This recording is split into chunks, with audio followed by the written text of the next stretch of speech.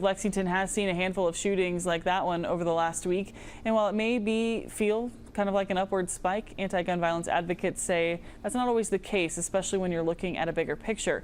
WKYT's Alyssa Williams has more. From property damage to fatalities, Lexington has dealt with several shootings in recent weeks. Historically in Lexington, and not just Lexington, cities across the country, you always see a spike at some point during the summer months. Divine Karama is the director of the anti-gun violence organization One Lexington. He says the city usually sees shooting spikes in May or June, but in the last 2 years, they've been in August and September. Stepping back and looking at this from a bigger picture, we don't want to panic. The work that we have been committed to doing for the last 2 years has been working.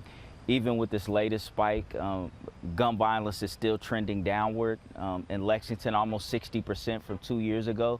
So that means we're doing something right as a city, as a community. Karama says while there isn't a mass threat to the public when it comes to gun violence, he says we should all remain vigilant. I don't think there's just random people going out just trying to hurt a lot of people. I think a lot of these are interpersonal conflicts where the gun is being used. So as long as people are managing their conflict with other individuals, staying in safe places and being aware of their surroundings, I think they'll be okay. For One Lexington, they're focused on curing the disease of gun violence and not just treating the symptoms. In Lexington, Alyssa Williams, WKYT.